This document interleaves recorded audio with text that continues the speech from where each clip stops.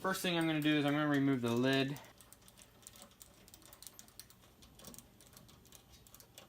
Lid's off. Let's go ahead and remove the sides. Just remove the 2 screws on the top here.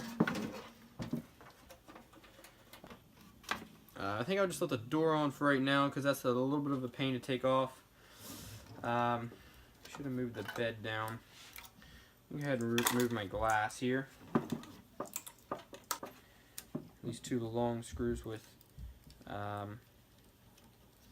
lots of washers on them in my case. I'm not sure if that's how all Solidoodles were made or if I just got lucky on mine, didn't have the right screws. So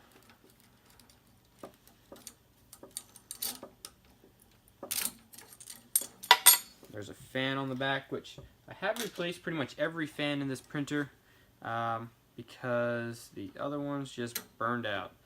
Next, you'll want to remove these 3 screws right here, these 3 Allen head screws. Okay, as I was taking the extruder apart, I was looking at this other piece. I was looking at this piece, and it has 3 holes in here. There's 4 larger spaced holes here. I was like, that doesn't add up. So after a little bit of research, they use this pattern on the late Solidoodle 2s and 3s, and then on the early ones they use this. On the early Solidoodle 4s they use this, and then the later Solidoodle 4s they went back to this. So I'm not sure what they were trying to do there, but kind of a little bit of confusion. So the bracket actually on this piece has to mount out about right here. For now, I'm going to drill 2 holes in there. When I'm ready to install the extruder again, just drill 2 holes in there, bolt it fast. It should hold up perfectly fine. But until then, I'll just do that, and then I'll design or find the right bracket and print it out. So it shouldn't be too big a deal, but yeah, kind of a pain. So let's continue on. Next, we have to remove this end stop right here. Alright, extruder, hot end, fan, end stop, all removed. So we're down to the bare basics here. Next, we got to remove the belts, I believe. Yes, we do have to remove the belts. Allen screws on the side that you use for tensioning, just pull those out.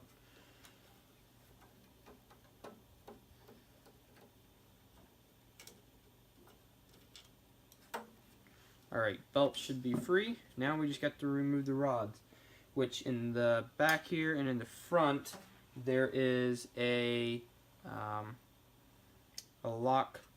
locking collar that you gotta loosen up. These belts are GT2 belts. I did replace some. I did replace the pulleys in the front and in the back, all 3 pulleys, and I did replace this belt right here with a GT2 belt. I can't think of the company or the website I got it from, but this belt, I was able to count the teeth on the other one and kind of estimate of how many teeth I needed. Ordered 2 belts like that, and they fit perfectly. So I think it's 72 or 73 tooth or something, but that was pretty cool. I was really happy with that upgrade because it gave my printer a lot more precision with the new GT2 belts and the way the tooth is designed, and I didn't have to worry about those weird odd size belts. The only belt I was talking about that I didn't do was this belt in the center, which we're going to be doing now anyway. You should be able to just pull this out. Pull these rods out the back. Get to this front locking collar. Loosen it up. Pop it off, and then you'll be able to slide the carriage out off the front. And I did have to grease these rods quite a bit just so the bushings ran smoothly, because they just tore these rods up. Those bushings did once they started to wear. Here's one old rod. Like I said, this rod on this side that runs on nylon bushings shouldn't be worn that much. So I may end up reusing this one rod, but no, if I can't get the other new rod to work right.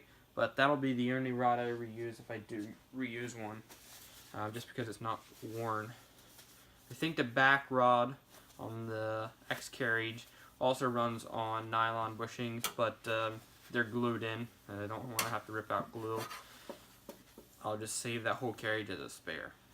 And our carriage is done except for this motor right here. There's 4 M3 screws that hold this in. I do have this red fan shroud and an extra fan on there. This is a NEMA 14 motor that instead of a NEMA 17 motor, which depending on who you ask is a bad design. I did have this motor burn out. I guess it burned out.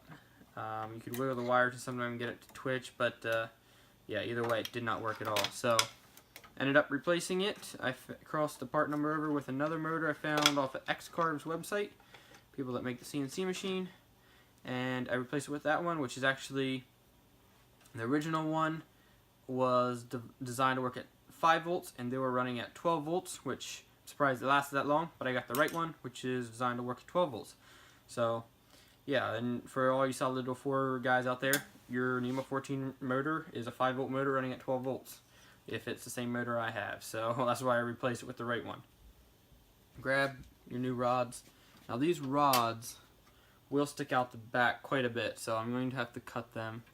We're going to have to cut the actual rods too. Those are going to be different. You know what, let me just install these and then I'll mark them. I'm going to mark it just about 1/4 of an inch big. That way I just have a little bit of play area.